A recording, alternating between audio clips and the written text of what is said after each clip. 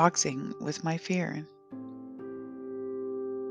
This is a quote from The Body Keeps the Score, the chapter Running for Your Life, The Anatomy of Survival. Realizing that other people can think and feel differently from us is a huge developmental step for 2 and 3-year-olds. Fast forward a little bit. Without flexible, active frontal lobes, people become creatures of habit, and their relationships become superficial and routine. Moving forward, the book says, the more intense the visceral sensory input from the emotional brain, the less capacity the rational brain has to put a damper on it. That's from pages 59 and 60. When I was 3, I had an attack that left me paralyzed. When that memory returned to me as an adult, it almost paralyzed me again. My emotional brain overtook my rational brain. That's where the boxing match began. As the sensory memory returned to me, my mind was being forced to remember that I had been trapped under the weight of my mother's body. I had been raped by my father, and it was now her turn. The memory of having no breath and no ability to fight back made my brain and body believe I was going to end up dead.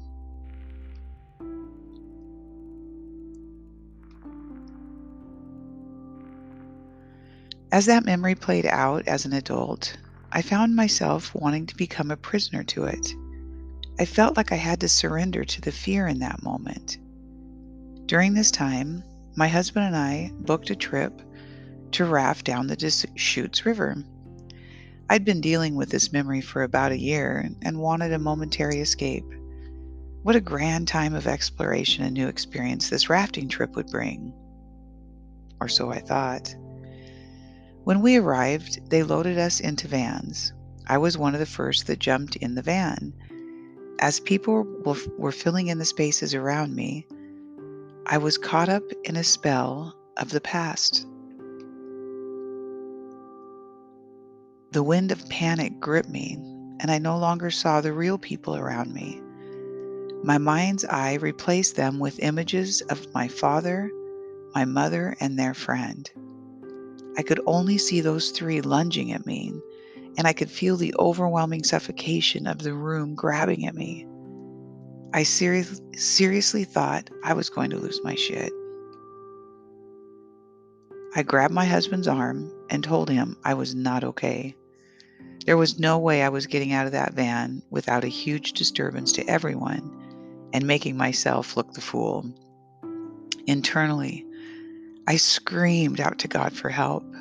Then, I used my rational mind and created a fake bubble around myself. I pretended that I had more space around me than I did. I got through that moment, but it waited the day with darkness, and I was up all that night.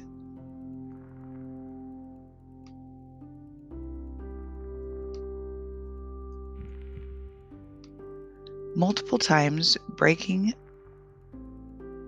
down that memory, the terror of being trapped tried to find an anchor in my soul. I could not give in to it.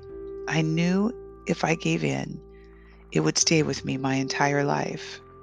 Forever it would curse me if I let it win. I should be forever wrapped in claustrophobic fear, but I am not.